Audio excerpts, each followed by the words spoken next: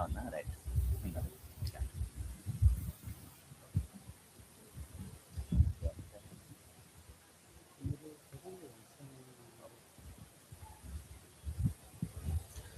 దేవుని యొక్క మహాకృపలో ఇంత మంచి వాతావరణంలో ఈ యొక్క స్థానిక సంఘంలో స్థానిక సంఘ సేవకులు నాగేశ్వరరావు గారి ద్వారా దేవుడు తన విలువైన మాటలను ఈ యొక్క స్థానిక సంఘానికి అందించడానికి దేవుడు నాకు ఇచ్చిన ఒక మహాభాగ్యాన్ని బట్టి ముందుగా తండ్రి అయిన దేవునికి ప్రభువైన యేసుక్రీస్తు వారి పేట నాకు స్తుతులు స్తోత్రాలు తెలియజేస్తున్నాను. వాక్యం మీద ఆసక్తితో దేవుని సహవాసంను కోరి వచ్చిన ప్రియులైన దేవుని పిల్లలందరూ కూడా శుభంలో వందనాలు తెలియజేస్తున్నానండి. ఆల్రెడీ వాక్యం కోసం ప్రార్థన చేయబడింది కాబట్టి డైరెక్ట్గా మనం నేటికే దేవుడు సిద్ధం చేసిన వాక్య ధ్యానంలోకి వెళ్దామండి. ఆల్రెడీ మనకి పోస్టర్స్లో ఒక 2-3 వారాల నుంచే ఈ విషయాన్ని తెలియజేస్తున్నారు. ఈ యొక్క మీటింగ్కి సంబంధించిన పాఠం పేరేంటండి? పాపం అంటే ఏమిటి? ఈ పదం పాతదా కొత్తదా?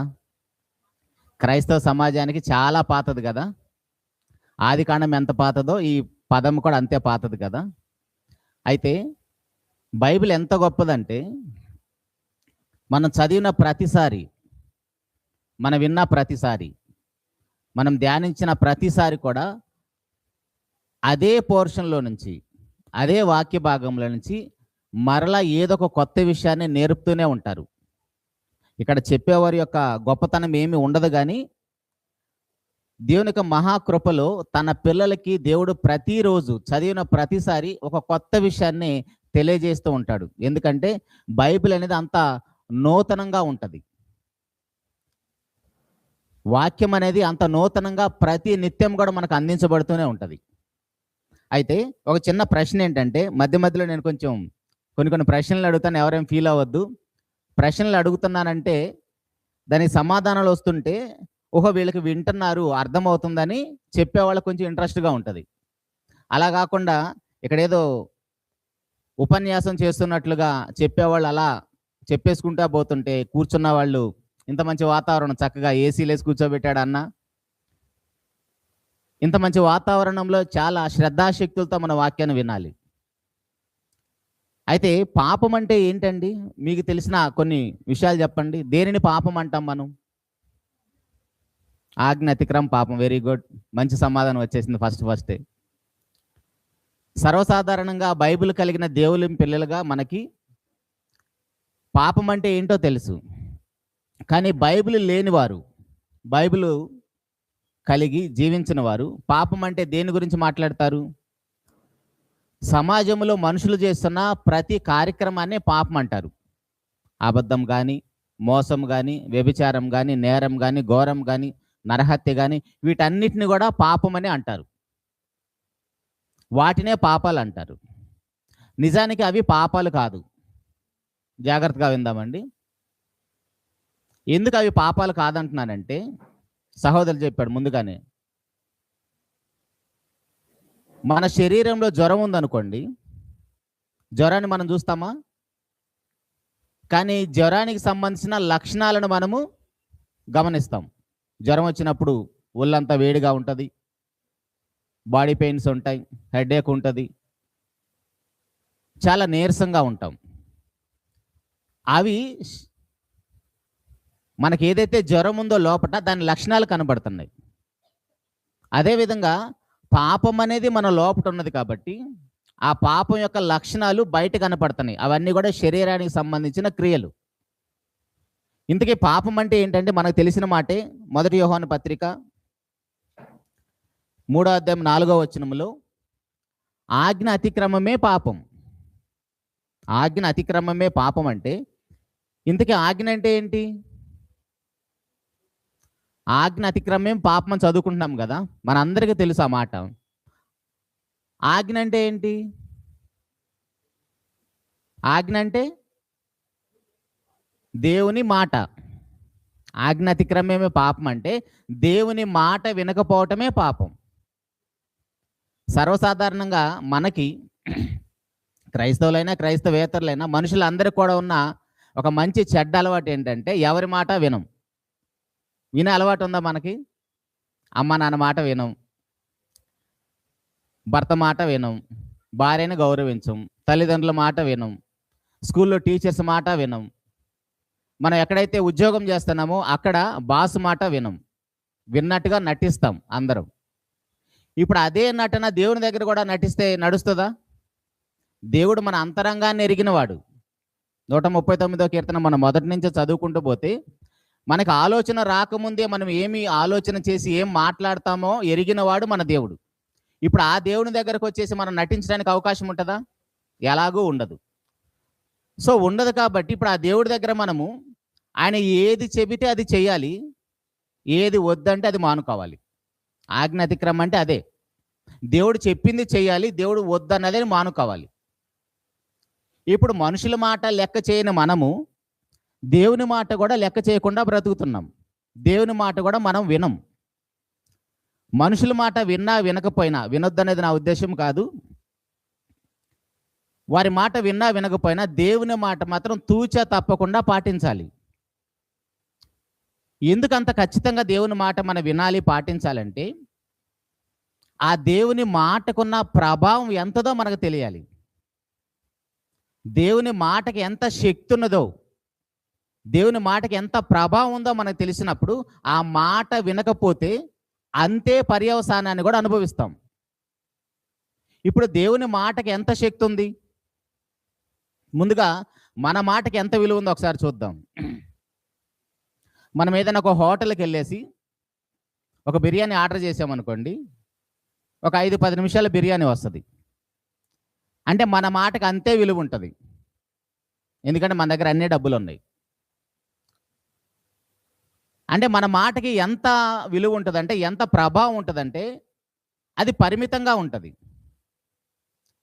అదే దేవుని మాటకి ఎంత ప్రభావం ఉందో, ఎంత శక్తి ఉందో ఒకసారి మనకు తెలియటానికి ఆదికాండం 1వ అధ్యాయానికి వెళ్దాం.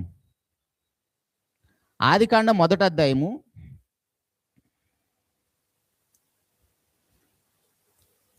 3వ వచనం చదువుతున్నానండి. ఆదికాండం 1వ అధ్యాయము 3వ వచనంలో, దేవుడు వెలుగు కమ్మని పలుకగా వెలుగు కలిగెను, వెలుగు మంచిదైనట్టు దేవుడు చూచెను, దేవుడు వెలుగును చీకటిని వేరుపరిచెను. దేవుడంట వెలుగు కలగాలని పలికాడంట, వెలుగు వచ్చేసింది.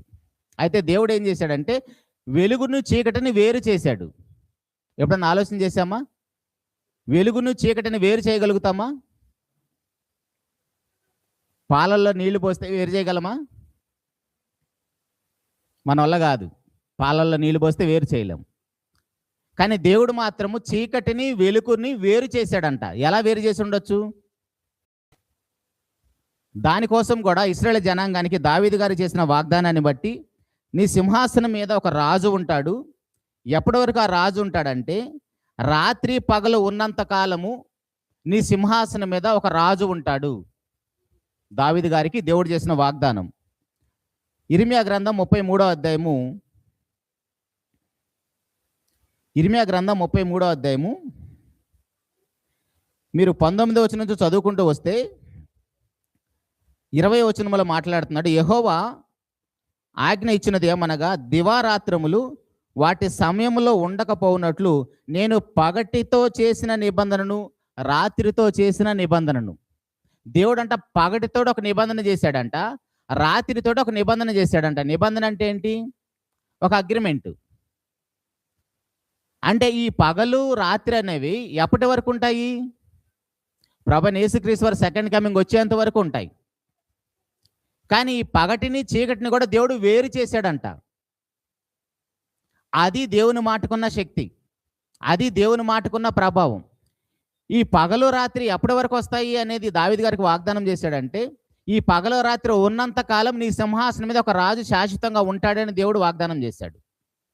అంటే మొట్టమొదటిగా మనం ఏం ఆలోచన చేస్తున్నామంటే, దేవుని మాటకి ఎంత ప్రభావం ఉందో, ఎంత శక్తి ఉందంటే, ఆయన చీకటిని పగల్ని వేరు చేయగలిగినంత శక్తి కలిగిన వాడు దేవుడు. ఇప్పుడు మనం ఏం చేస్తాము? చీకటిని పారద్రోలాలంటే రూమ్లోకి వచ్చి లైట్ వేస్తాం. ఇప్పుడు ఈ వెలుగు రావాలంటే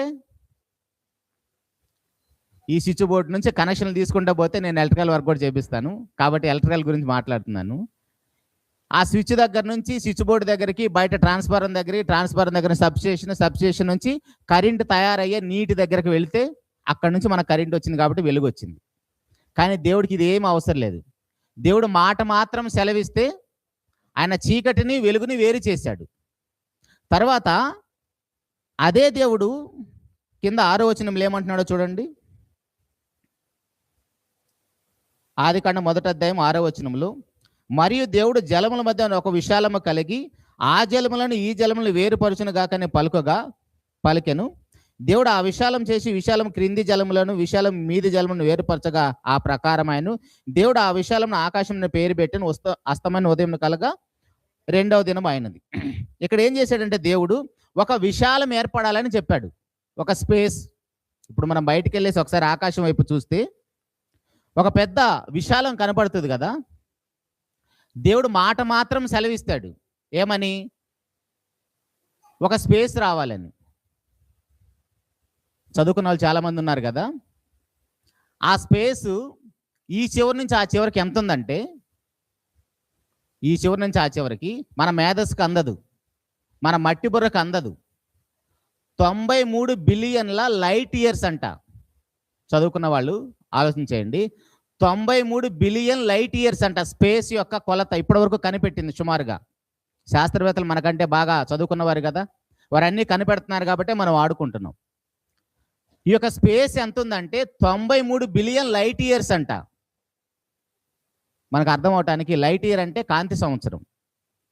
కాంతి సంవత్సరం అంటే వెలుగుని ప్రయాణం చేస్తే, ఒక సంవత్సరం పాటు ప్రయాణం చేస్తే ఎంత దూరం వెళ్తుందో దాన్ని ఒక కాంతి సంవత్సరం అంటారు. వెలుగు ఒక సంవత్సరం పాటు ప్రయాణం చేస్తే ఎంత దూరం వెళ్తుందంటే దాన్ని ఒక కాంతి సంవత్సరం అంటారు, ఒక లైట్ ఇయర్ అంటారు. అది ఎంత దూరం వెళ్తుందంటే 9,46,000 కోట్ల కిలోమీటర్లు అంట. ఒక సంవత్సరం పాటు కాంతి ఎంత దూరం ప్రయాణం చేస్తుందంటే 9,46,000 కోట్ల కిలోమీటర్లు వెళ్తుందంట. ఇప్పుడు ఆకాశంలో ఉన్న స్పేస్ ఎంత? అది ఆ కొలత ఎంత? దేవుడు మాట మాత్రం సెలవిస్తే ఎంత వచ్చిందని చెప్తున్నాడు? 93 బిలియన్ లైట్ ఇయర్స్. ఒక్క లైట్ ఇయరే ఎంత? 9,46,000 కోట్ల కిలోమీటర్లు. అర్థమవుతుందా ప్రియ దేవుని సంగమా? అంటే దేవుడు మాట మాత్రం సెలవిస్తే ఎంత పెద్ద స్పేస్ వచ్చిందంటే మనం లెక్క పెట్టడానికి మన వల్ల కాదు. ఇప్పుడు దాన్ని మనం ఒకసారి ఇంటూ చేసి చేయాలంటే, మల్టిప్లై చేయాలంటే 93 పక్కన 9 సున్నాలు పెట్టి ఇంటూ వేసి 12 సున్నాలు పెట్టాలి. 93 పక్కన 9 సున్నాలు ఇంటూ 1 పక్కన 12 సున్నాలు, 1 పక్కన 12 సున్నాలు పెడితే అది మనం మల్టిప్లై చేయగలిగితే అది ఎంత వస్తుందో లెక్క. అంత స్పేస్ ఉందంట ఆకాశంలో. అది దేవుని మాటకున్న శక్తి. మనం ఇందాక 1 యోహాను పత్రికలో ఏమని చదివాము? ఆజ్ఞ అతిక్రమే పాపం అన్నాం. ఆ ఆజ్ఞ, ఆ దేవుని మాట ఎంత ప్రభావవంతమైనది, ఎంత శక్తి కలిగినది. ఇంత పెద్ద స్పేస్ వచ్చింది దేవుడు కలుగునుగా కంటే. ఆ జలముల్లో పై జలాలు కింద జలాలను వేరు చేస్తే ఆ జలాల మధ్య ఎంత స్పేస్ వచ్చింది? మనం లెక్క కట్టడానికి కూడా మన మేధస్సుకు అందటం లేదు, అంత స్పేస్ వచ్చింది. అది దేవుని మాటకున్న ప్రభావం. తర్వాత అదే దేవుడు ఏమంటున్నాడంటే 9వ వచనంలో, దేవుడు ఆకాశము క్రిందనున్న జలములు ఒకచోటనే కూర్చబడి ఆరిన నేల కనబడును కాకనే పలుకగా ఆ ప్రకారమైన దేవుడు ఆరిన నేలకు భూమి అని పేరు పెట్టెను. ఇక్కడ కూడా ఏమంటున్నాడంటే ఫలవృక్షాలు రావాలని చెప్పాడు. ఆల్రెడీ ఆదికాండం మన అందరికి బాగా సుపరిచితం కాబట్టి నేను చదవటం లేదు. ఈ ఆరిన నేల ఫల వృక్షాలను మొలిపించును గాకని పలికాడు. అర్థమైందా? ఫస్ట్ ఏం చూసాం మనము? స్పేస్ కలుగును కాకంటే ఎంత పెద్ద స్పేస్ వచ్చిందో చూసాం. అది దేవుని మాటకున్న శక్తి. ఆ మాటను లెక్క చేయట్లేదు, అది పాపం అంటే. అర్థమవుతుందా? మన పాపం అంటే చిన్న చిన్నగా ఏదో వ్యభిచారం చేయటం, ఘోరం చేయటం, నేరాలు చేయటం, దేవుడి మాట వినకపోవటం అనుకుంటున్నా. ఆ దేవుని మాటకి ఎంత ప్రభావం ఉందో మనకు తెలిస్తే ఆ మాటను లెక్క చేయకపోతే వచ్చే పర్యవసానం కూడా అంతే పెద్దది. సో ఇప్పుడు అదే దేవుడు ఆరిన నేలకి ఏం చెప్తున్నాడంటే ఫల వృక్షాలు మొలిపించును గాక అని చెప్పాడు. ఆ ఫల వృక్షాలు ఎన్ని ఉన్నాయంటే సుమారుగా దేవుడు ఒక మాట మాత్రం సెలవిస్తే ఇప్పటివరకు కనిపెట్టినవే 73,000 జాతుల రకాలు ఉన్నాయంట. 73,000 రకాల జాతులు. ఇప్పుడు ఒక జాతి గోంగూర, ఒక జాతి తోటకూర, ఒక జాతి, అలా 73,000 రకాల జాతులు ఉన్నాయంట. అది దేవుని మాటకున్న శక్తి. ఇవన్నీ ఎవరి కోసం చేశాడండి? మన తండ్రి మన కోసమే చేశాడు. ఇందాక ప్రారంభంలో అన్నగారు మొదటి ప్రసంగంలో అదే చెప్పారు, మీరు గమనించారో లేదు. ఈ యొక్క భూమి ఆకాశాలన్నింటిని కూడా దేవుడు తన పిల్లలైన మన కోసమే చేశాడు. తల్లి గర్భంలో బిడ్డ బయటికి రాకముందు తల్లి ఎలాగైతే అన్ని సిద్ధం చేస్తుందో, అలాగనే తన స్వరూపంలో ఉన్న పిల్లలు భూలోకానికి రాకముందే దేవుడు ఇంత పెద్ద మహా విశ్వాన్ని కలిగించి తన స్వరూపంలో ఉన్న బిడ్డలను భూలోకానికి పంపించాడు. ఆ స్పేస్లో ఎంత పెద్దది ఉందో ఈ భూమి మీద ఎన్ని ఫల వృక్షాలు మొలిపించాడంటే దేవుడు 73,000 రకాల జాతులు కలుగజేశాడు. అది దేవుని మాటకున్న శక్తి. అంత ప్రభావవంతమైన దేవుని మాటను మనం లెక్క చేయటం లేదు. అది పాపం అంటే. ఇప్పుడు అదే దేవుడు ఏం చెప్తున్నాడంటే తర్వాత 15వ వచనములో, అదే దేవుడు ఏం చెప్తున్నాడంటే 15వ వచనములో, ఆకాశములో సూర్యచంద్ర నక్షత్రాలు కలగాలని ఆజ్ఞ ఇచ్చాడు. మీరు వీలైతే 31వ వచనం వరకు మరలా చదవండి. ఆల్రెడీ వాక్యపట్నం కూడా అదే చదివినట్టున్నారు కదా. ఆకాశంలో సూర్యచంద్ర నక్షత్రాలు ఎన్ని ఉండొచ్చు సుమారుగా? దేవుడు ఒక మాట మాత్రం సెలవిస్తే ఎన్ని వచ్చేసాయంటే 1 బిలియన్ ట్రిలియన్ ఉన్నాయంట. మనలాంటి వాళ్ళకి అర్థం కావట్లేదు. బిలియన్ ట్రిలియన్ మన వల్ల కాదు. ఒకటి పక్కన ఒక సున్నా పెడితే 10, 2 సున్నాలు పెడితే 100, 3 సున్నాలు పెడితే 1000. మనకి ఎంతవరకే 10 కోట్ల వరకే తెలుసు. తర్వాత బిలియన్ ట్రిలియన్కి వెళ్తే మన వల్ల కాదు. అట్లాంటిది ఆకాశంలో ఎన్ని నక్షత్రాలు ఉన్నాయంటే 1 బిలియన్ ట్రిలియన్ నక్షత్రాలు ఉన్నాయంట. ఇందాక మనం ఒకటి పక్కన ఎన్ని సున్నాలు పెట్టాము? 12 సున్నాలు పెట్టాం కదా. 93 పక్కన 9 సున్నాలు, 12 సున్నాలు పెట్టాం కదా. ఇప్పుడు 1 బిలియన్ ట్రిలియన్ అంటే ఒకటి పక్కన 21 సున్నాలు పెడితే, ఒకటి పక్కన 21 సున్నాలు పెడితే ఎంత వస్తుందో? స్పేస్లో అన్ని నక్షత్రాలు ఉన్నాయంట. ఇప్పుడు మన భూమి కంటే సూర్యుడు 13 లక్షల రెట్లు పెద్దదని విన్నాం కదా. అలాంటి నక్షత్రాలు ఆకాశంలో ఇన్ని కోట్ల నక్షత్రాలు ఉన్నాయంట. ఆ మాటలు లెక్క చేయట్లేదు మనం. అర్థమవుతున్న పాపం అంటే ఏంటో? ఆ దేవుని మాటను మనం లెక్క చేయలేదు కాబట్టి మనలో ఇలాంటి చెడు లక్షణాలన్నీ బయటకు వస్తున్నాయి. ఇప్పుడు అదే దేవుడు ఏం చెప్తున్నాడంటే మరలా 20వ వచనం నుంచి మనం చదివితే, సముద్రములో అనేక జీవజాతులు పుట్టాలని చెప్పాడు. అదే ప్రభావవంతమైన నోటితోటి, అదే వాక్కుతోటి అదే దేవుడు, సృష్టికర్త అయిన దేవుడు ఏం చెప్తున్నాడంటే సముద్రము మత్స్యములను పుట్టించును గాక అని పలికాడు. సుమారుగా ఎన్ని రకాల చేపలు ఉండొచ్చండి సముద్రంలో? సముద్రం పక్కన ఉన్న వాళ్ళకి చాలా పేర్లు తెలుసు. 22,000 జాతులు ఉన్నాయంట. ఇప్పటివరకు కనిపెట్టిన 22,000 జాతులు. ఒక జాతి, ఇప్పుడు కొరమేన ఒక జాతి, పులస ఒక జాతి, ఇలా 22,000 జాతులు సముద్రం పుట్టించిందంతా దేవుడు కలుగును గాకంటే. ఆ మాట లెక్క చేయట్లేదు. అది పాపం అంటే.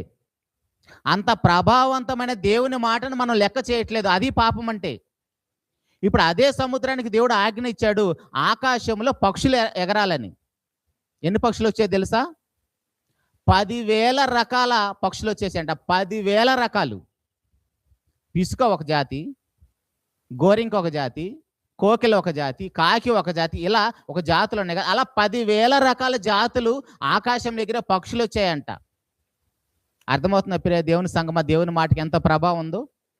అంత శక్తివంతమైన దేవుని మాటను మనం లెక్క చేయటం లేదు. అది పాపం అంటే. తర్వాత అదే దేవుడు భూమికి ఏం చెప్పాడంటే జంతువులు కలుగును గాక అని చెప్పాడు. మీరు కింద చదివితే నెక్స్ట్, జంతువులు కలుగును గాక అంటే ఎన్ని జంతువులు వచ్చి ఉండొచ్చండి సుమారుగా? 87 లక్షల రకాల జాతులు వచ్చాయంట. 87 లక్షల రకాల జాతులు. ఒక జాతి, కుక్క ఒక జాతి, పులి ఒక జాతి, సింహం ఒక జాతి, ఎలుగుబంటి ఒక జాతి, ఇలా 87 లక్షల రకాల జాతులు భూమి పుట్టించిందంట. ఇంత ప్రభావవంతమైన దేవుని మాట మనం లెక్క చేయటం లేదు. ఆ మాటను మనం మీరుతున్నాము. దానికి వచ్చే పర్యవసానం ఎలా ఉంటుంది ఆలోచిస్తున్నారా? ఇప్పుడు అదే దేవుడు, ఇంతవరకు మనం మాట్లాడుకున్న మాటలో, ఇప్పుడు అదే దేవుడు ఏం చెప్తున్నాడంటే, అదే ప్రభావవంతమైన నోటితోటి ఇంత పెద్ద సృష్టిని చేశాడు కదా. దేవుని మాటకి ఎంత ప్రభావం ఉందో, ఎంత శక్తి ఉందో మనం గమనించాం కదా. పక్కన పేజీ తిప్పండి, 2వ అధ్యాయము 17వ వచనములో. ఆదికాండం 2వ అధ్యాయం 17వ వచనములో అదే శక్తివంతమైన దేవుని మాట ఏమని చెప్తుందంటే, ఈ పండు తింటే చస్తావని చెప్పాడు. ఆదికాండం 2వ అధ్యాయము 17వ వచనములో, అయితే మంచి చెడ్డల తెలివినిచ్చు వృక్షఫలం తినకూడదు, నీవు వాటిని తిను దినమున నిశ్చయముగా చచ్చేదు నరునికి ఆజ్ఞాపించాడంట. ఇప్పుడు చచ్చేదు అని దేవుడు మాట పలికాడు కదా, ఎంత ప్రభావం ఉంటుంది దానికి, ఎంత శక్తి ఉంటుంది ఆ మాటకి. మొదటి పేజీలో ఎంత ప్రభావం ఉన్నదో చూసాం కదా. ఎంత పెద్ద స్పేస్ వచ్చింది, ఎన్ని జీవరాశులు వచ్చేసాయి, సముద్రంలో ఎన్ని జాతుల పక్షులు వచ్చేసాయి, ఎన్ని చేపలు వచ్చేసాయి, ఎన్ని వృక్షాలు వచ్చేసాయి. అంత ప్రభావవంతమైన దేవుని నోటి మాట, ఈ పండు తింటే చస్తావు నాయన అని చెప్పాడు. ఇప్పుడు ఆ చావు అనేది కూడా ఎంత పెద్దది, అర్థమవుతుందా? కానీ అందరూ అనే మాట ఏమంటారంటే, పుట్టినవాడు గిట్టక తప్పదంటారు. పుట్టినవాడు గిట్టక తప్పదంటారు. మన క్రైస్తవ సమాజంలో కూడా మన కుటుంబాల్లో అందరూ దేవుని సన్నిధికి రారు. ఒకవేళ పరిశుద్ధ జీవితాన్ని కొనసాగిస్తున్న మనము లోకంలో మరణ భయంలో దాస్యపు గృహంలో ఉన్న అపవాది యొక్క కబంధ హస్తాల్లో ఉన్న మానవ జాతిని దేవుని సన్నిధికి రాండి అని పిలిస్తే, ఆ దేవుని సన్నిధికి వెళ్ళినా మీరైనా మేమైనా ఏదో ఒకరోజు చనిపోతాం కదా. అలాంటప్పుడు ఈ భక్తి జీవితం ఎందుకు, జీవితాన్ని ఎందుకు అనుభవించకూడదు, దేవుడు మనం అనుభవించడానికే కదా ఇచ్చాడు అని ఇలాంటి సలహాలు మనకే ఇస్తారు రివర్సు. ఇప్పుడు వారికి మనం ఏం చెప్పాలి? దేవుడి మాటకి ఎంత ప్రభావం ఉందో, ఎంత శక్తి ఉందో మనకు తెలిసిపోయింది. ఇప్పుడు అదే దేవుడి పండు తింటే చస్తావు నాయన అని చెప్పాడు. ఇప్పుడు ఆ మరణం ఎంత ప్రభావవంతమైనది. ఆ పండు తిన్నప్పుడు మనకి యాక్చువల్గా దేవుడు ఈ భూమి మీద శాశ్వతంగా ఉండే విధంగా మనల్ని కలుగు చేశాడు. మీరు ఆదికాండం 1వ అధ్యాయం చూసినప్పుడు ఈ సృష్టి అంతా కూడా మీరు ఏలేవారిగా, ఏలికగా, మన దేవుడు ఎలాగైతే రాజు ప్రభువు తన బిడ్డలు కూడా అలాగనే ఈ మహావిశ్వాన్ని ఏలేవారిగా పెట్టాడు. కానీ మనం ఏం చేసుకున్నామంటే, ఇందాక అన్నగారు జ్ఞాపకం చేశారు, 3వ వ్యక్తి వచ్చేసి ఏదైతే దేవుడు తినవద్దని చెప్పాడో ఆ పండు తినేసి పాపాన్ని కొని తెచ్చుకున్నారు. ఆ పాపం వల్ల మరణం వచ్చేసింది. ఎలాంటి మరణం వచ్చిందంటే సహజ మరణం వచ్చింది, భౌతిక సంబంధమైన మరణం. అదే కదా మనుషులు మాట్లాడుతున్నారు, పుట్టినవాడు గిట్టక తప్పదు. ఎందుకు గిట్టదంటే చెప్పలేడు, సమాధానం చెప్పలేడు. పుట్టినవాడు ఎందుకు చనిపోవాలంటే సమాధానం చెప్పలేడు. మరి ఆ సమాధానం ఎవరు చెప్పాలి? బైబిల్ కలిగిన దేవుని పిల్లగా మనమే చెప్పాలి. ప్రతి దానికి సమాధానం బైబిల్లోనే ఉంటుంది. ఆ బైబిల్లో ఉన్న ప్రతి సమాధానాన్ని మనం గ్రహించి, మనం నేర్చుకొని, మనం పాటిస్తూ లోకంలోకి వెళ్ళి తెలియని వారికి మనం చెప్పాలి. అందుకే ఇచ్చాడు గ్రంథాన్ని దేవుడు మనకి. ఇప్పుడు బయట కొన్ని పనికిమాలిన డిబేట్లు జరుగుతాయి కదా. ఏంటి, చెట్టు ముందా విత్తనం ముందా? ఏది ముందండి? చెట్టు ముందా విత్తనం ముందంటే ఏది ముందు? చెట్టే ముందు. మనమే చెప్పాలి. ఆదికాండంలో మనం అదే చూసాం. దేవుడు కలుగును కాకంటే వచ్చేసాయి. కోడి ముందా గుడ్డు ముందా అంటే ఏది చెప్పాలి? కోడే ముందు. ఎందుకంటే బైబిల్లో మన తండ్రి రాయించి పెట్టాడు, కలుగు చేసిన ఆయన చెప్పాడు. కానీ బయట ఉన్న సమాజానికి ఏదో లాజికల్గా ఏదో మంచి ప్రశ్న అడిగామని అవతలని ఇబ్బంది పెట్టామనుకుంటారు. ఒరి నాయనా, ఈ బైబిల్ చదువు, మన బ్రతుకు పుస్తకాన్ని చదువు, దీంట్లో ప్రతి దానికి ఆన్సర్ ఉందని చెప్పాలి మనం. ఇప్పుడు మనమేమో అవును కదా, నిజమా అబద్ధమా అని మనం కూడా డైలమాలో పడిపోతాం. అలా పడ్డప్పుడు మనం చెప్తే, వాక్యం చెప్తే ఎవరు వింటారు? ఇప్పుడు అన్నగారు 2-3 వారాల నుంచి ప్రకటన చేసి, పోస్టర్లు వేసి, సోషల్ మీడియాలో ప్రకటన చేసి ఎంతమంది వచ్చారండి? ఎందుకంటే బైబిల్ అన్నా, దేవుని మాట అన్నా, ప్రభువైన యేసుక్రీస్తు వరకు శిలువ మరణం అన్నా పెద్దగా ఇంట్రెస్ట్ లేదు, ఆసక్తి లేదు.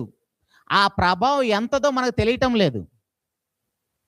ఇప్పుడు అదే దేవుడు ఏం చెప్తున్నాడంటే, నాయన ఈ పండు తింటే చస్తావని చెప్పాడు కదా. మనిషి మరణాన్ని కొని తెచ్చుకున్నాడు.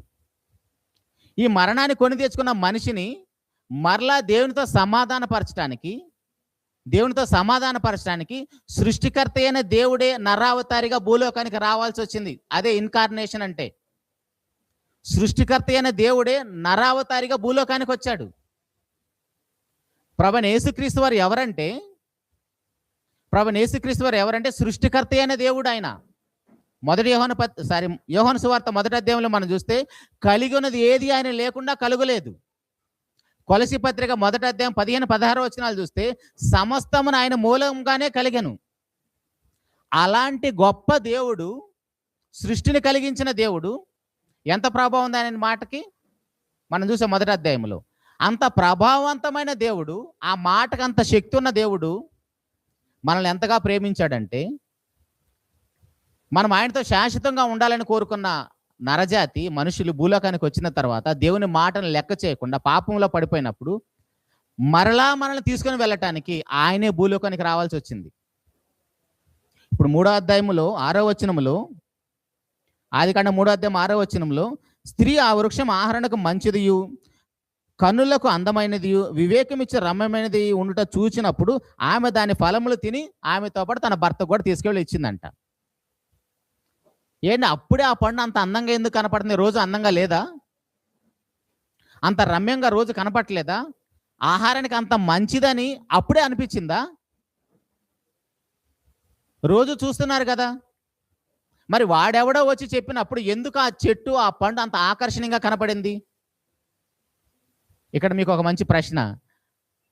పండు తినటం పాపమా? దేవుని మాటను లెక్క చేయకపోవటం పాపమా? పండు తింటం ఏం లేదు. పండు తింటంలో ఏమి లేదు. దేవుని మాటను మేరటమే పాపం అంటే. ఆ పండు ఎలా పెట్టాడంటే దేవుడు ఆ చెట్టుకి, జస్ట్ నువ్వు అలా లాగితే ఆ తొడిమి ఊడి నీ చేతిలో వచ్చి అంత సులువుగా పెట్టాడు. కానీ అదే దేవుడు ఇంత పెద్ద భూగోళాన్ని స్పేస్లో అలా బంతిలాగా వేలాడదీశాడు. అది నేటికి తన కక్షలు అలా తిరుగుతూనే ఉంది. అందుకే మనకు కాలంలో ఋతువులు వస్తున్నాయి, రాత్రి పగలు వస్తున్నాయి. అంత పెద్ద భూగోళాన్ని ఏమో ఈ స్పేస్లో అలా ఒక బంతిలాగా వదిలేసి తిరుగుతూనే ఉన్నది. అంత శక్తి ఉంది దేవునికి. అదే దేవుడు ఒక తోటలో ఒక చెట్టు వేసి ఆ చెట్టుకు ఒక చిన్న పండు పెట్టేసి నాయన ఈ పండు తినొద్దని చెప్పాడు. మనం వెళ్ళి ఆ పండు లాగేశాం. పండు తినటం వల్ల పాపం ఏం లేదు, పండులో ఏమి లేదు. తినొద్దు అన్నాడే, అదే పాపం అంటే. దేవుడు చేయమన్నది చేయకపోయినా పాపమే, వద్దన్నది చేసినా పాపమే. మరి ఇప్పుడు ఆ దేవునితో మనం సమాధాన పడాలంటే ఏంటి పరిష్కారం? ఒక ఆయన దగ్గరికి ఒక యవనస్తుడు వస్తాడు. ప్రభా, మా తండ్రి గారు చనిపోయారు, నేను వెళ్ళి ఆయన పాతి పెట్టుకుని వస్తానంటే అప్పుడు ప్రభు ఏమంటాడు? అరే అసలే నీ కన్న తండ్రి, వెళ్ళి ముందు ఆ సమాధి కార్యక్రమాలు చూసిరా అని పంపించాడా? మృతులు తమ మృతులను పాతి పెట్టుకుంటారు, నువ్వైతే వచ్చి నన్ను వెంబడించు అంటున్నాడు. అదేంటి వాళ్ళు బ్రతికున్న వాళ్ళు శవాలు అంటున్నాడేంటి యేసు ప్రభు వారు? అసలు శవాలను ఎలా పాతి పెడతాయి? ఎఫెసీ పత్రిక 2వ అధ్యాయం 1వ వచనం నుంచి మనం చదివితే, పాపముల చేతను అపరాధం చేత మనంతా చచ్చిన వారిగా కనబడుతున్నాం. ఎవరికి? దేవునికి.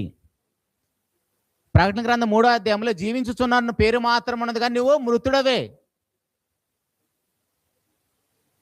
మనం మంచి మంచి బట్టలు వేసుకొని మంచి మంచి చీరలు మీరు కట్టుకొని ఈ డ్రెస్ ఇంత కాస్ట్లీ అని గొప్పలు పోతాం కదా.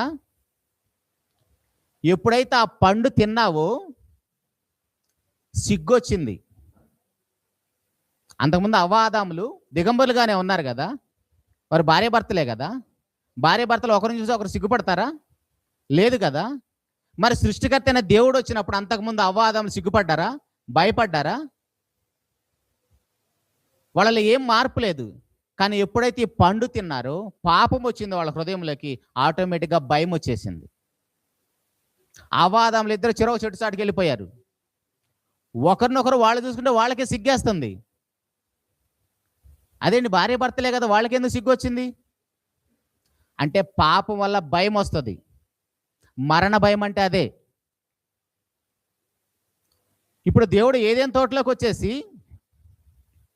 అవాదంతో మాట్లాడిన మాట నేడు మనతో కూడా మాట్లాడుతున్నాడు. నువ్వు ఎక్కడ ఉన్నావు? ఇంటి యజమానితో మాట్లాడుతున్నాడు.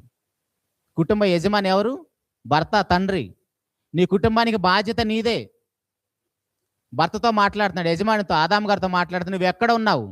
ఎక్కడ ఉన్నావు అంటే నీ భార్య తప్పు చేస్తుంటే, నీ భార్య పాపం చేస్తుంటే నువ్వు ఎక్కడున్నావు? అదొకటి. అదే ప్రశ్న మరలా వేసుకుంటే నువ్వు ఎక్కడ ఉన్నావు అంటే, నేను పాపములో ఉన్నాను ఆదాము గారు గుర్తించలేదు. నీ మాటను మీరి నేను మరణాన్ని కొని తెచ్చుకున్నానని దేవుని పాదాల మీద పడవలసిన ఆదాము గారు ఆ నేరాన్ని అవ్వ మీదకి వేసేసాడు. కానీ అదే ఆదాము గారు దేవుడు ఆపరేషన్ చేసి అవ్వమ్మ గారిని బయట తీసినప్పుడు ఏం చెప్పాడు? నా ఎముకల్లో ఎముక, నా మాంసములో మాంసం, నేను వేరు నా భార్య వేరు కాదు, నేనే నా భార్య, ఇద్దరు ఏక శరీరం అని చెప్పాడు. ఎప్పుడైతే ఈయన ప్రాణం మీదకి వచ్చిందో ఇదిగో ఆ స్త్రీ అంటున్నాడు, వేరు చేసేస్తున్నాడు. అంటే పాపం మనుషులు వేరు చేస్తుంది. మన కుటుంబాల్లో ఇలా విడిపోవటానికి కారణాలు కూడా అవే. పాపం మనుషులు ఏకంగా కలవనీయదు. ఇప్పుడు ఇలాంటి పరిస్థితుల్లో మరి ఆ పాపమును తీసివేయడానికి ఎవరు రావాల్సి వచ్చింది? ఆ పాపానికి ఎంత పర్యవసానం ఉంది, ఎంత పెద్దది ఆ పాపం అంటే. పాపం అంటే ఎంత పెద్ద మనకు అర్థం కావాలంటే ఒకసారి ఆకాశాన్ని చూడండి, అంత పెద్దదే మనం చేస్తున్న పాపం. నువ్వు చిన్న అబద్ధమే అనుకుంటావు, చిన్న దొంగతనమే అనుకుంటాం, చిన్న మోహపు చూపే అనుకుంటాం. అది ఎంత పెద్దది అంటే ఒకసారి ఆకాశాన్ని చూడు, అంత పెద్దది పాపం అంటే. ఒకసారి సముద్రం దగ్గరికి వెళ్ళి చూడు, సముద్రం ఎంత పెద్దదో నువ్వు చేస్తున్న పాపం అంత పెద్దది. ఆకాశంలో ఎగురుతున్న పక్షులు చూడండి, ఎన్ని పక్షులు ఉన్నాయో నువ్వు చేస్తున్న పాపం అంత పెద్దది. ఈ భూమి మీద ఎన్ని జంతువులు ఉన్నాయో అంత పెద్దది నువ్వు చేస్తున్న పాపం. మరి ఇప్పుడు దానికి పర్యవసానం, ఆ పరిష్కారం ఏంటి? అంతే పెద్దది కావాలి. అంత పెద్ద పాపానికి పరిష్కారంగా సృష్టికర్త అయిన దేవుడే రావాల్సి వచ్చింది. ఇప్పుడు ఆ దేవుడు భూలోకానికి వచ్చి ఏమంటున్నాడంటే, మత్తయి సువార్త 20వ అధ్యాయం 28వ వచనంలో, మత్తయి సువార్త 20వ అధ్యాయము 28వ వచనంలో అంటున్నాడు చూడండి, అలాగే మనిషి కుమారుడు పరిచారం చేయించుకుంటూ రాలేదు కానీ అనేకుల కొరకు ప్రతిగా విమోచన క్రయధనముగా తన ప్రాణమిచ్చుటకు వచ్చానని చెప్పాను. ఎందుకు వచ్చాడంటే ప్రభువైన యేసుక్రీస్తు వారి భూలోకానికి తన ప్రాణాన్ని ఇవ్వటానికి వచ్చాడంట. మనకు అర్థమవటానికి అక్కడక్కడ బ్లడ్ బ్యాంకులు ఉంటాయి కదా, ఆ బ్లడ్ బ్యాంక్ దగ్గర కొంతమంది బయట కూర్చొని ఉంటారు. వాళ్ళ దగ్గరికి వెళ్ళేసి అడగండి, మీరు ఎందుకు వచ్చారంటే ఏమని చెప్తారు వాళ్ళు? బ్లడ్ ఇవ్వడానికి వచ్చామంటారు. అదే ఇప్పుడు నువ్వు ప్రభు దగ్గరికి వెళ్ళి నాయన నువ్వు భూలోకానికి ఎందుకు వచ్చావు అంటే నా ప్రాణాన్ని ఇవ్వడానికి వచ్చాను అంటాడు. ఆయన ప్రాణం ఎవరికి కావాలి? మనకు లేదా ప్రాణం? మన అందరికి ప్రాణం ఉందా లేదా? ఇప్పుడు మనకు కూడా ప్రాణం ఉన్నప్పుడు ఆయన ప్రాణం మనకెందుకు? ఎవరికి అవసరం అంటే ఆయన ప్రాణం, ఎవరైతే నేను పాపినని గుర్తిస్తారో, ఎవరైతే నేను పాపినని గుర్తిస్తారో ఆ పాపానికి పర్యవసానంగా, ఆ పాపానికి పరిష్కారంగా ప్రభువైన యేసుక్రీస్తు వారు తన ప్రాణాన్ని పెట్టి మనల్ని విమోచించడానికి వచ్చాడు. యోహాను సువార్త 11వ అధ్యాయము 25వ వచనం చూడండి. యోహాను సువార్త 11వ అధ్యాయము 25వ వచనములో, అందుకు యేసు పునరుద్ధానమును జీవమును నేనే, నా యందు విశ్వాసముంచువాడు చనిపోయినను బ్రతుకును, బ్రతికి నా యందు విశ్వాసముంచువాడు ఎన్నటికి చనిపోడు. అంటే ఎవరికి అవసరం అండి యేసుక్రీస్తు ప్రభు వారి యొక్క ప్రాణం? ఎవరైతే నేను పాపినని గుర్తిస్తారో, ఆదాం గారిని అడిగాడు కదా దేవుడు వచ్చేసి, ఆదాము నువ్వు ఎక్కడున్నావంటే నేను పాపంలో ఉన్నావని ఎవరైతే గుర్తిస్తారో వారికి యేసుక్రీస్తు ప్రభు వారి యొక్క మరణం అవసరం, వారికి యేసుక్రీస్తు ప్రభు యొక్క ప్రాణం అవసరం. ఎందుకంటే ఈయన ఏం చేయడానికి వచ్చాడు ఈ మరణాన్ని? హెబ్రీయులకు రాసిన పత్రిక 2వ అధ్యాయము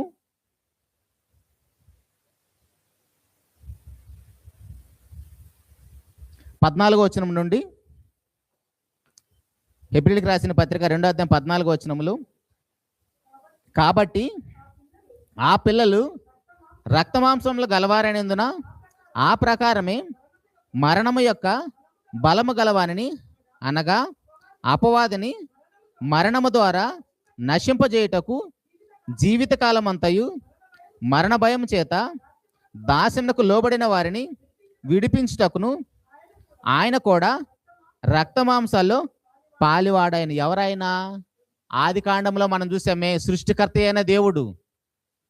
ఎవరైతే పాపం చేసి మరణ భయం చేత ఉన్నారో, దాస్యపు గృహంలోకి వెళ్ళిపోయారో, వాళ్ళందరినీ విమోచించడానికి ఆయన కూడా రక్తమాంసాల్లో పాలివాడయ్యాడు. అయితే ఇక్కడ మనం ఒక విషయం ఆలోచించాలి. అదేంటంటే, మనుషులందరికీ కూడా మరణం వస్తుంది కదా. ఆది కాండం 6వ అధ్యాయంలో ఆదాము గారు 130 సంవత్సరాల తర్వాత అప్పుడు అతడు మృతి పొందెను అని ఉంటుంది 5వ అధ్యాయంలో. 5వ అధ్యాయం 5వ వచనంలో, ఆదాము బ్రతికిన దినములు 930 ఏండ్లు, అప్పుడు అతడు మృతి పొందెను. అప్పుడు అతడు మృతి పొందెను. మీరు 5వ అధ్యాయం మొత్తం మీరు చదివితే అప్పుడు అతడు మృతి పొందెను, అప్పుడు అతడు మృతి పొందెను అని ఉంటుంది. అది ఒక సమాధుల తోట. అంటే ఆదాము గారికి 930 సంవత్సరాలు వచ్చిన తర్వాత ఎందుకు మృతి పొందాలి? ఎప్పుడైతే పాపం చేసామో అప్పటి నుంచి కౌంట్ మొదలైంది. ఎప్పుడైతే ఆదాము గారు పాపం చేశారో అప్పటి నుంచి మరణానికి దగ్గర అవుతున్నాం, కౌంట్ మొదలైంది. ఇక్కడున్న మన అందరి వయసు ఒకసారి కౌంట్ చేసుకోండి. చిన్నపిల్లలను పక్కన పెట్టేద్దాం, ఎందుకంటే వాళ్ళకి మరణం అంటే ఏందో కూడా తెలియదు కాబట్టి. 13 years లోపల పక్కన పెట్టేసి ఇంకా మిగిలిన వాళ్ళందరూ వయసు ఒకసారి టెస్ట్ చేసుకోండి. 20 సంవత్సరాలు అంటే ఏంటి? 20 సంవత్సరాలు ప్రయాణం చేసి ఎక్కడికి? మరణం దగ్గరికి. 30 సంవత్సరాలు అంటే 30 సంవత్సరాలు ప్రయాణం చేసే మరణం దగ్గర ఇంకెంత ఉందో తెలియదు. మేము 40 సంవత్సరాల వాళ్ళం. 40 సంవత్సరాలు ప్రయాణం చేసి ఇంకెంత ఉందో తెలియదు.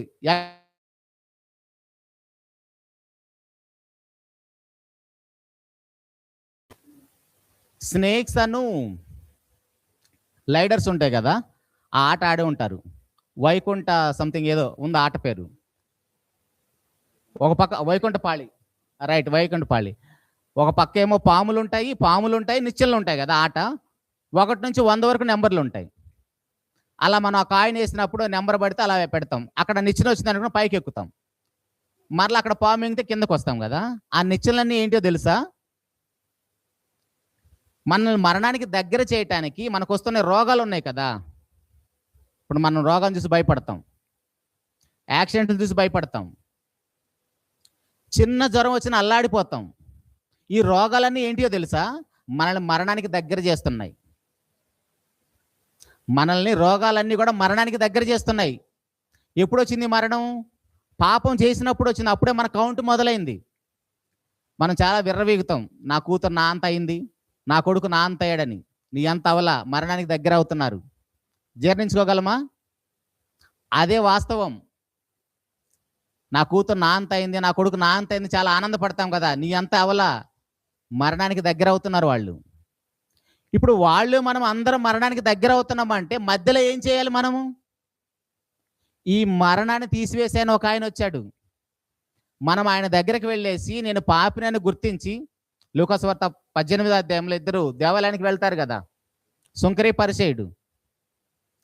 పరిసేయుడు మనలాగా బాగా బిల్డప్లు ఇస్తాడు. మనకు కూడా బిల్డప్లు చాలా ఎక్కువ కదా. అసలు నా అంతటోళ్ళు లేడు, నాలాగా ప్రార్థన చేసేవాళ్ళు లేడు, నాలాగా వాక్యం చెప్పేవాళ్ళు లేడు, నేనే దిక్కు ఈ సంఘానికి అన్నట్టుగా బిల్డప్లు ఇస్తాం కదా ప్రతి విషయంలో. అలాంటి వాడు మన పరిసేయుడు కూడా.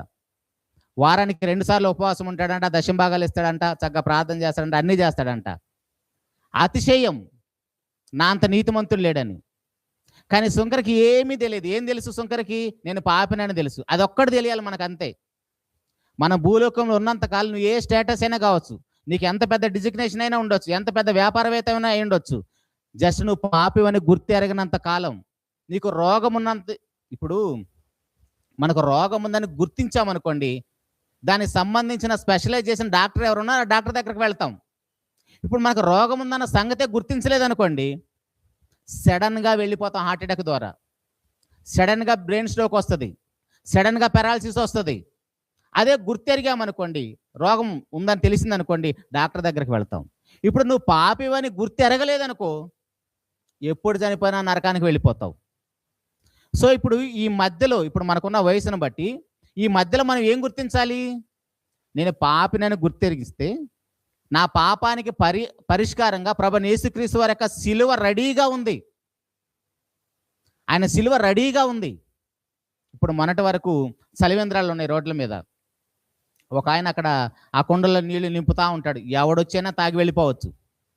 ఎవరిని అడగడు, ఎవరితో మాట్లాడ్డు ఆయన. జస్ట్ అలా నీళ్లు పోస్తూ ఉంటాడు, వచ్చిన వాళ్ళు తాగిపోతూ ఉంటారు. ఆ నీళ్లు నింపి పెడతా ఉంటాడు. అలాగనే ప్రభువైన యేసుక్రీస్తు వారి యొక్క సిలువ మరణం మన కోసం చిందించబడి ఆ రక్తం రెడీగా ఉంది ప్రతి పాపి కోసం. జస్ట్ మనం చేయాల్సిందల్లా ఏంటంటే, నేను పాపినని గుర్తిస్తే ఖచ్చితంగా పరిష్కారం ప్రభువైన యేసుక్రీస్తు వారి యొక్క సిలువ మరణంలో దొరుకుతుంది.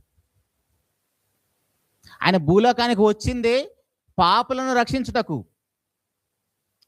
మత్తయి సువార్త 1వ అధ్యాయము 20-21 వచనాల్లో ఉంటుంది కదా. 21వ వచనంలో, ఆమె యొక్క కుమారుని కనును, తన ప్రజలను వారి పాపం నుండి ఆయనే రక్షించును. ప్రభువైన యేసుక్రీస్తు వారు భూలోకానికి ఎందుకు వచ్చాడండి? పాపముల నుండి రక్షించడానికి. ఇప్పుడు మనకు వినబడుతున్న సువార్త ఏంటి? హోటల్లో మెనూ పెట్టినట్టుగా పెట్టేసి, మీకు ఈ సమస్యలు ఉన్నాయి, ఇది ఏం తీరుస్తాడు రా? నేను ఎందుకు తీరుస్తాడు? ఆయన వచ్చింది అందుకోసం కాదు. నువ్వు బాగా చదువుకుంటే మంచి ఉద్యోగం వస్తుంది, నువ్వు బాగా వ్యాపారం చేస్తే మంచిగా డబ్బులు వస్తాయి, నువ్వు మంచి ఫుడ్ తింటే ఆరోగ్యంగా ఉంటావు, దేవుడు ఇచ్చిన ఆయుష్కాలం వరకు బ్రతుకుతావు. గాల్లో దీపం పెట్టి దేవుడా దిక్కన అనకూడదు. దేవుడు మన అందరూ కూడా కొంత ఆయుష్కాలాన్ని నిర్ణయించి భూలోకానికి పంపించాడు. 139వ కీర్తన 16వ వచనంలో మన ఆయుష్కాల దినములన్నీ కూడా తన గ్రంథంలో రాసుకొని భూలోకానికి పంపించాడు ఆయన.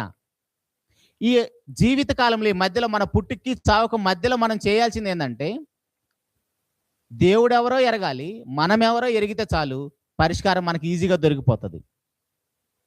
కాబట్టి ప్రియ దేవుని సంఘం, ఆ దేవుని పిల్లమైన మనము ఈ ప్రభువైన యేసుక్రీస్తు వారి యొక్క శిలువ మరణాన్ని ఎందుకు గుర్తించలేకపోతున్నాం అంటే, ఆయన ఎవరో మనకు తెలియదు. ముందుగా మనం ఎవరో మనకు తెలియనప్పుడు దేవుడిని ఎలా గుర్తించగలుగుతాం? చివరికి ఒక మాట చెప్పేసి ముగిస్తాను. ఈ దేవుడు ఎలాంటి వాడంటే, ఈయన ఇందాక మనం చూసినట్టుగా ఆయన సృష్టికర్త అయిన దేవుడు కదా.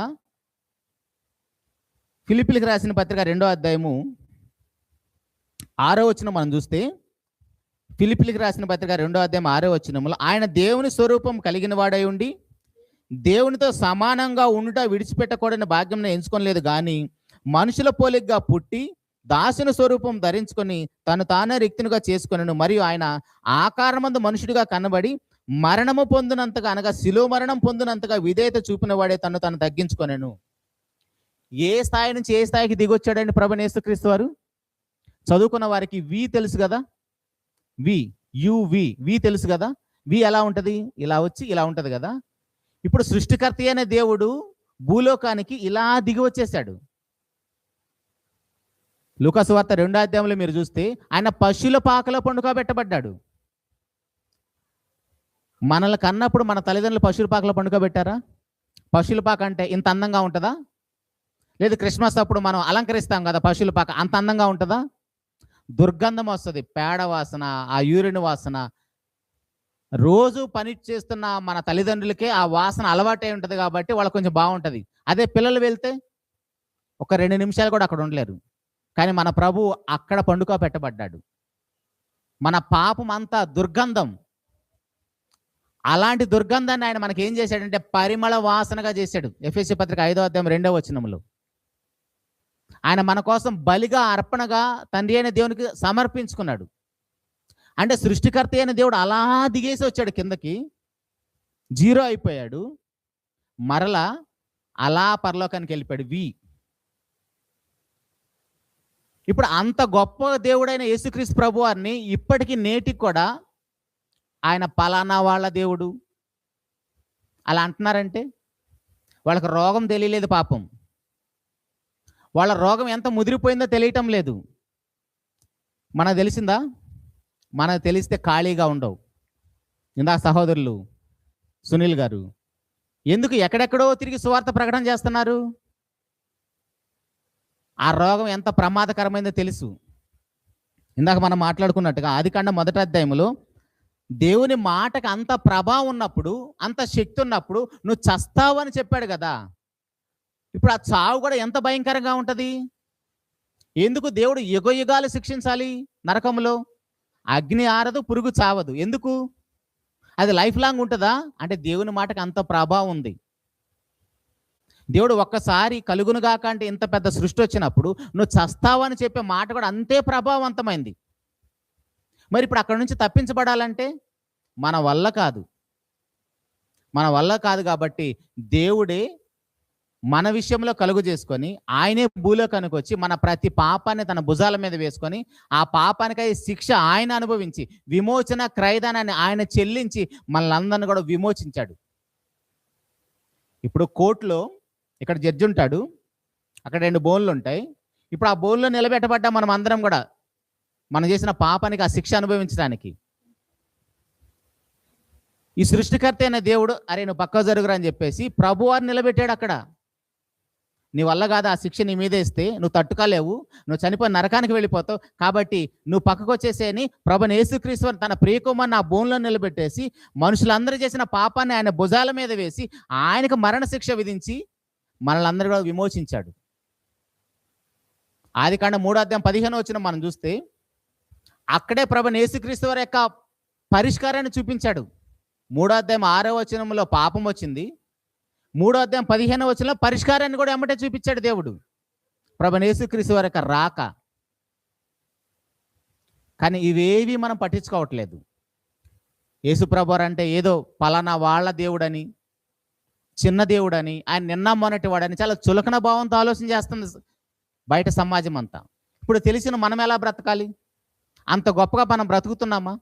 ఆయన సుగుణాలు కలిగి మనం బ్రతుకుతున్నామా?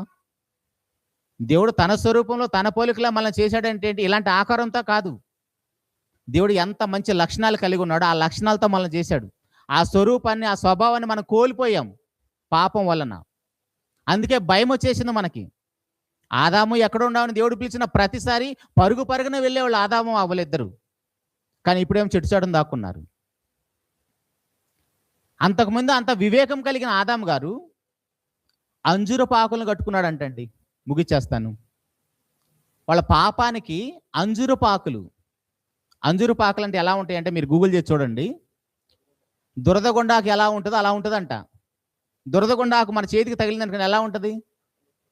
దద్దుర్లో చేసేది, బాగా దురద పెడుతుంది. అంటే పాపం చేయటం వల్ల ఎంత అజ్ఞానంలోకి వెళ్ళిపోయాడో చూడండి. అదే పాపం చేయకముందున్న ఆదాం గారు నా ఎముకల్లో ఎముక నా మాంసమా అన్నాడు. అదే పాపం చేసిన తర్వాత ఆకులు కట్టుకున్నాడు తన దిశమల కనబడకుండా. తన దిగంబరత్వాన్ని కప్పుకోవడానికి ఆకులు ఎంతకాలం ఉంటాయండి? 1 సంవత్సరం పాటు ఉంటాయి ఆకులు. ఉదయాన్నే సూర్యుడు వచ్చేస్తే 1 గంటలో ఎండిపోతాయి. కానీ అప్పుడు చేసిన పాపానికి ఒక జంతువు బలైపోవాల్సి వచ్చింది. వాడు మరలా వచ్చాడు అపవాది. నీకు బట్టలేవని ఎగతాళి చేసి వెళ్ళిపోయాడు. నువ్వు దిగంబరంలో ఉన్నావని ఎగతాళి చేసి వెళ్ళిపోయాడు. తండ్రి కదా, సృష్టికర్త, ఆయన దేవుడిని పక్కన పెట్టే కానీ ఆయన తండ్రి కాబట్టి మరలా వచ్చేసి ఒక జంతువును చంపి మన యొక్క దిశమల్లో కప్పటానికి ఆ చర్మాన్ని తీసి మనకి బట్టలు కుట్టించాడు. మీరు మూల భాషలో చూస్తే లూజ్ డ్రెస్ అని ఉంటుంది. లూజ్ డ్రెస్, మరి ముఖ్యంగా యవనస్తులు, స్త్రీలు, ఆడపిల్ల గుర్తుపెట్టుకోండి. స్కిన్ టైట్ బైబిల్ సపోర్ట్ చేయదు డ్రెస్సులు. ఆదామవ్వలకు దేవుడు బట్టలు ఇచ్చినప్పుడే లూజ్ డ్రెస్ అని ఉంటుంది. గ్రీక్లో మనం చూస్తే లూజ్ డ్రెస్, స్కిన్ టైట్లు క్రైస్తవులకి నడవు, దేవుడు యాక్సెప్ట్ చేయడు. తల్లిదండ్రులు గుర్తించాలి ఈ విషయాన్ని. తల్లిదండ్రులే వేసుకుంటున్నారు, పాపం పిల్లలు ఏం చేస్తారు? ఫ్యాషన్ అంట అది. ఒక మాట చెప్తాను చూడండి, ఏమనుకోవద్దు. మళ్ళీ దిగంబరులుగానే దేవుడు చేశాడు, ఏ ప్రమాదం లేదు, ఏ ఎక్స్పోజింగ్ లేదు, చాలా హ్యాపీగా ఉన్నారు. ఎప్పుడైతే పండు తిన్నారో సిగ్గొచ్చేసింది. ఇప్పుడేమో సినిమా ప్రపంచం అంతా కూడా అపవాది తన గుప్పెట్లో పెట్టుకొని ఎక్స్పోజింగ్ ద్వారా ప్రపంచాన్ని నాశనం చేస్తుంది. ఈ బట్టలు వేసుకోవడం వల్ల వచ్చిన మేలు ఏమైనా జరిగిందా? చెడే ఎక్కువ ఉంది. జంతువులకు బట్టలు ఉన్నాయా? పక్షులకు బట్టలు ఉన్నాయా? మళ్ళాగానే ఉన్నా. దేవుడు వాటిని మనం ఒకే విధంగా చేశాడు. ఈ ప్రమాదం దేవుడు తెలుసు కదా. కానీ మనం ఎప్పుడు థర్డ్ పర్సన్ మాట వింటాం, దేవుడి మాట వినం, ఇంట్లో అమ్మ నాన్న మాట వినం, సంఘంలో సేవకుల మాట వినం. కాబట్టి ప్రియ దేవుని సంగమా, మనం అందుకే పాడైపోతున్నాం. కాబట్టి ఇకనైనా ప్రభువైన యేసుక్రీస్తు వారి యొక్క శిలువ మరణాన్ని ఎవరైతే గుర్తిస్తారో ఖచ్చితంగా వాళ్ళు ఆ మరణం నుంచి తప్పించబడతారు. మరణం నుంచి తప్పించబడితే శాశ్వతంగా భూలోకంలో ఉండాల్సిన మనము నరకానికి వెళ్ళే పరిస్థితి ఉంది కాబట్టి అది తీసివేసి దేవుడు ఏం చేశాడంటే మరలా తన యొద్ద భూలోకంలో కాకుండా తన యొద్ద పరలోకంలో ఎల్లప్పుడూ ఉండే విధంగా ఒక మార్గాన్ని ఏర్పాటు చేశాడు. అందుకే నేనే మార్గము, నేనే సత్యము, నేనే జీవం అంటాడు 14వ అధ్యాయంలో యోహాను సువార్తలో. సో ఆ యేసు దగ్గరకు మనం ఎందుకు రావాలంటే ఏదో నీ శరీర సంబంధ అవసరాల కోసం కాదు. ఒకవేళ దానికోసం వచ్చి ఉంటే ఇకనైనా నేర్చుకోవాలి, బైబిల్ చదవాలి. నీ శరీర సంబంధ అవసరాలు ఎలాగైనా తీరుస్తాడు దేవుడు, ఎందుకంటే ఆయన మన తండ్రి. మీరు మత్తయి సువార్త 6వ అధ్యాయం చివరి వచనాలు మీరు చదివితే, మొదట నా నీతిని నా రాజ్యాన్ని వెతకండి, పైన ఉన్నవన్నీ మీకు ఇస్తాను నేను. బట్ట కోసం లేదా ఆహారం కోసం, ఇంటి కోసం ఎందుకు మీరు ఇన్ని తిప్పలు పడుతున్నారు? అవన్నీ నేను కదా ఇస్తాను. నువ్వు అడిగితే ఇచ్చాడా? నువ్వు అడిగిన అడగపని అవన్నీ దేవుడు ఇస్తాడు. నువ్వు చేయాల్సింది ఏంటంటే దేవుని యొక్క గుణ లక్షణాలు ఏంటో తెలియాలి, ఆయన రాజ్యం ఏంటో తెలియాలి. ఆయన రాజ్యంలో ఉన్నవారే, ఆయన సంఘములో ఉన్నవారే నిత్యము దేవుడున్న లోకంలో ఉండగలుగుతారు. సంఘానికి రావటానికే భయపడుతున్నాం మనము. ఆదామావలు పిలిచినప్పుడు ఎలాగైతే భయపడ్డారు, అలా దేవుని సంఘంలోకి రావటానికే భయపడుతున్నాం మనము. నిత్యము దేవుడున్న లోకంలోకి ఎలా వెళ్ళగలుగుతాం? ఇక్కడికి వచ్చిన వారు అక్కడికి వెళ్ళగలుగుతారు. ఇక్కడికి వచ్చిన మనము ఖచ్చితంగా ప్రతిరోజు వాక్యపు వెలుగులో మన వ్యక్తిగత జీవితాన్ని పరిశీలన చేసుకుంటూ ఉండాలి. ప్రతిరోజు వాక్యంతో ఉదక స్నానం చేయించబడుతూ ఉండాలి. అప్పుడే మనం పరిశుద్ధపరచబడతాం. 1 కొరింథీ పత్రిక 1వ అధ్యాయం 1వ వచనంలో పరిశుద్ధపరచబడిన మనము పరిశుద్ధులుగా జీవించాలి. ఎప్పటి వరకు? మనం చనిపోయేంత వరకు. అప్పుడు పరిశుద్ధమైన జీవితాన్ని మనం కొనసాగిస్తుంటే నిత్యమైన పరిశుద్ధతలోకి అక్కడ ఏ పాపం ఉండదు. అలాంటి మంచి జీవితాన్ని కలిగి, అలాంటి మంచి నిర్ణయం కలిగి మన యొక్క పరిశుద్ధ జీవితాన్ని మనం కొనసాగించాలని మనస్ఫూర్తిగా కోరుకుంటూ ఈ నా మాటలు ముగిస్తున్నాను. చిన్న మాట ప్రార్థన చేస్తాను. మహోన్నతుడా, జీవము కలిగిన మా నాయన, స్తోత్రము తండ్రి. ఇంతవరకు మమ్మల్ని అందరినీ ప్రేమించి మీ కృపలో భద్రపరిచి మీరు మాట్లాడిన ప్రతి మాటను బట్టి కూడా స్తోత్రము నాయన. పాపం అంటే ఇంతవరకు తండ్రి ఏదో శరీర సంబంధంగా మేము చేస్తున్న చిన్న చిన్న పాపాలే అనుకున్నాం నాయన. కానీ పాపం అంటే మీ మాటను లెక్క చేయకపోని, మీ మాటకి ఎంత ప్రభావం ఉందో, ఇంత శక్తి ఉందని గ్రహించాము తండ్రి. పరిశుద్ధ గ్రంథాన్ని చదవటానికి, ధ్యానించడానికి, నేర్చుకోవడానికి మీరు ఇచ్చిన యొక్క మహాభాగ్యాన్ని బట్టి స్తోత్రం నాయన. మీ మాటకి ఎంత శక్తి ఉంది తండ్రి. అదే మాట ఈ పండు తింటే సస్తావని చెప్పింది తండ్రి. కానీ ఆ మరణ భయం అంటే కూడా మాకు తెలియటం లేదు తండ్రి. అంత అజ్ఞానంలో ఉన్నాం. దానికి కారణం మా పాపం తండ్రి. ఆదాము గారు చేసిన ఒక్క మనిషి ద్వారా వచ్చిన పాపం తండ్రి మనుషులందరికీ మరణాన్ని తీసుకొని పెట్టింది తండ్రి. ఆ మరణం నుంచి తప్పించబడటానికి ప్రభువైన యేసుక్రీస్తు వారు మా కోసం రక్త మాంసాల్లో పాలుపడి మా స్థానంలో మరణించి తండ్రి మమ్మల్ని అందరినీ విమోచించడం అందరి బట్టి స్తోత్రం తండ్రి. ఇలా రక్షించబడిన మేము, పరిశుద్ధపరచబడిన మేము మిగిలిన శేష జీవితం అంతా తండ్రి మీకోసం ఉన్నతంగా బ్రతుకుతూ, రక్షించబడిన మేము నిష్ఫలుగా కాకుండా నాయన భూలోకంలో తండ్రి ఎంతమంది అయితే నాశనానికి వెళ్ళడానికి సిద్ధంగా ఉన్నారు తండ్రి, వారందరిని రక్షించే బాధ్యత కలిగి బ్రతుకుటకు నాయన కృపను అనుగ్రహించిన తండ్రి. ఇక స్థానిక సంఘం ద్వారా మీరు జరిగిస్తున్న ప్రతి కార్యక్రమాన్ని బట్టి స్తోత్రం తండ్రి. ఈ యొక్క స్థానిక సంఘంలో తండ్రి మీ బిడ్డలను కాయుటకు మీరు ఏర్పాటు చేసిన అన్నగారిని బట్టి స్తోత్రం తండ్రి. సంపూర్ణమైన ఆరోగ్యాన్ని ఇవ్వండి తండ్రి. కుటుంబ పరిస్థితులన్నీ అనుకూలపరచిన తండ్రి. ఈ సంఘానికి తండ్రి, ఈ సంఘంలో చేర్చబడిన ప్రతి ఒక్క బిడ్డకు తండ్రి ఎలాంటి ఆత్మీయ ఆహారం అవసరమో మీ కుమారుడు అంతే గొప్పగా మీ బిడ్డలకు వివరించుటకు పరిశుద్ధాత్మ సహాయాన్ని అనుగ్రహించండి తండ్రి. మంచి జ్ఞానాన్ని, జ్ఞాపశక్తిని అనుగ్రహించండి తండ్రి. మంచి వాక్శక్తిని అనుగ్రహించండి నాయన. సంఘంలో చేర్చబడిన ఏ ఒక్క బిడ్డ కూడా నశించిన నరకానికి వెళ్లకుండా తండ్రి ప్రతి ఒక్కరు తండ్రి ఒకరికొకరు ప్రేరేపించుకుంటున్నాయన నిత్యము తండ్రి వాక్యంతో ఉదక స్నానం చేయించబడుతూ మీ బిడ్డలందరూ కూడా పరిశుద్ధులుగా జీవించడం కృపను అనుగ్రహించమని నాయన ఈ కార్యక్రమం కోసం ఎవరైతే మీ బిడ్డలు ప్రత్యక్షంగా పరోక్షంగా ప్రయాసపడుతున్నారో వారందరికీ రావాల్సిన ప్రసన్న ఆశీర్వాదాలతో మీ బిడ్డలు నింపమని అలుపుడైన నాకు తండ్రి మీ బిడ్డల ముందు నిలబడి మీ మాటలు పంచడానికి ఇచ్చిన మహాభాగ్యాన్ని బట్టి స్తోత్రాలు చెల్లించుకుంటూ సమస్త మహిమ, ఘనత, ప్రభావాలు మీకు ఆరోపిస్తూ మీకు ప్రియ కుమారుడు మా ప్రభువైన యేసుక్రీస్తు వారి ఘనమైన పరిశుద్ధమైన నామములో ప్రార్థించి అడిగి పొందుకొని ఉన్నాము తండ్రి. ఆమేన్. అందరికి వందనాలండి. Thank you very much.